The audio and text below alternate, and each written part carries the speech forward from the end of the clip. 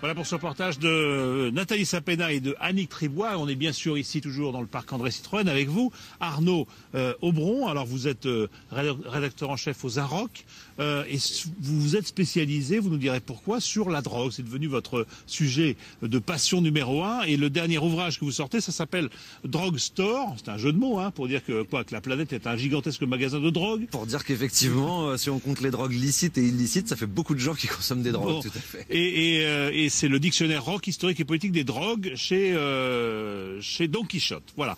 Vous trouvez que la drogue, et vous le dites dans votre prologue, qu'on en parle mal. Et vous citez cette phrase qui est assez rigolote. Vous dites les drogues provoquent des comportements irrationnels chez ceux qui n'en consomment jamais. Autrement dit, ceux qui en parlent mal, c'est ceux qui n'en prennent pas.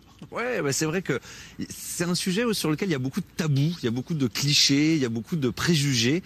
Et quand on parle des drogues, on parle santé publique, mais finalement, je pense que très souvent, on devrait dire que ce sont plutôt des questions de morale qui nous inquiètent. Alors, on voit ce reportage de Nathalie Sapena, c'est troublant parce que vérité des Pyrénées, erreur en ça, c'est toujours pareil. Ici, on interdit, là-bas, on autorise, ou en tout cas, on est dans une espèce de flou juridique qui permet à des associations de fumeurs de se regrouper pour vendre du cannabis. Vous dites en clair, ça fait des années qu'on se bagarre contre la drogue, ça sert à rien, la lutte ne mène à rien, il faut trouver autre chose.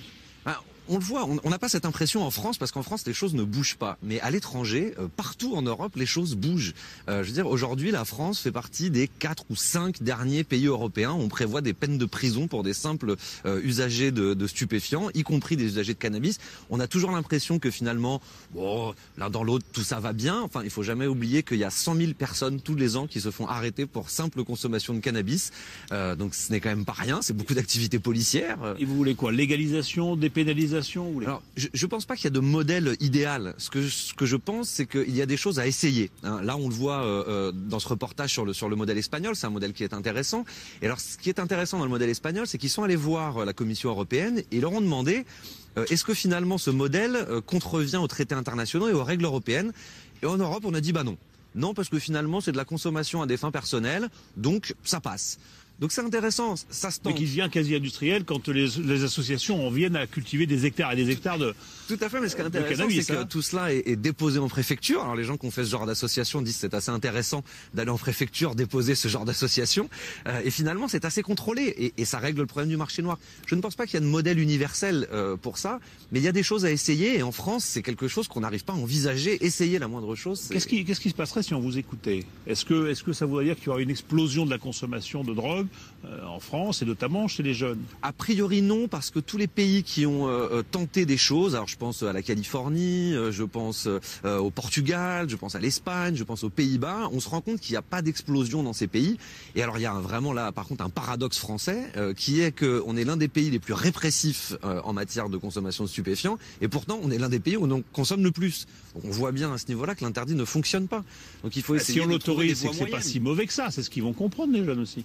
Probablement, mais ce qui est mauvais finalement, c'est quoi? C'est le cannabis en soi ou c'est certaines habitudes de consommation qui sont très problématiques. On a en France 2 drogues légales, le tabac et l'alcool, qui causent 100 000 morts par an. Le cannabis à ce jour n'a causé aucun décès.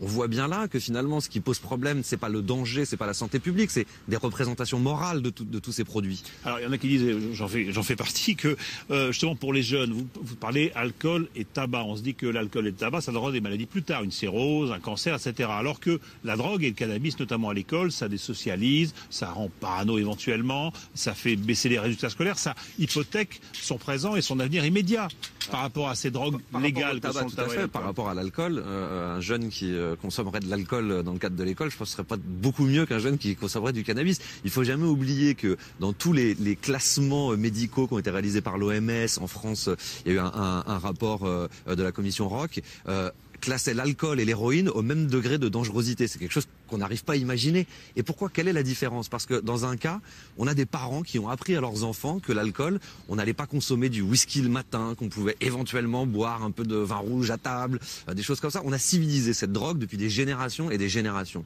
Donc même si elle est chimiquement dangereuse, On a réussi à l'apprivoiser, ce qui n'est absolument pas le cas de l'héroïne, mais à l'arrivée... Parce qu'on ne peut pas en parler, parce que c'est interdit, donc on ne peut pas avoir cette conduite-là. Exactement, exactement. Il faut essayer de civiliser les drogues. Alors, est-ce que politiquement ça va changer, puisque le gouvernement change, le président change? Alors, l'autre jour, il y a François Rebsamen, on ne sait pas s'il sera dans le gouvernement, c'est à l'heure où on enregistre, mais qui lui proposait de contraventionnaliser l'usage du cannabis, autrement dit, de ne plus en faire un délit, mais c'est une simple contravention. Il a été rabroué par François Hollande. Ça va bouger ou ça va pas bouger? Je pense que ça ne bougera pas. Je pense que ça ne bougera pas. Il y a un dossier qui pourrait avancer, qui est celui des salles de consommation d'héroïne auquel François Hollande s'est déclaré favorable. L'INSERM s'est déclaré favorable.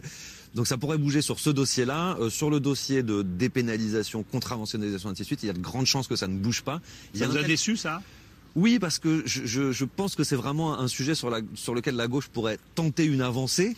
Mais il y a un tabou, il y a un tel consensus sur cette question qu'effectivement on ne voit pas en France comment ça bougera, alors que dans beaucoup de pays européens, ça bouge actuellement. Vous diriez quoi à un jeune qui a envie de fumer son premier pétard? Que toutes les drogues sont dangereuses et qu'il n'y a pas de consommation anodine. Merci beaucoup. Je rappelle votre livre. Ça s'appelle donc Drug Store aux éditions Don Quichotte et c'est un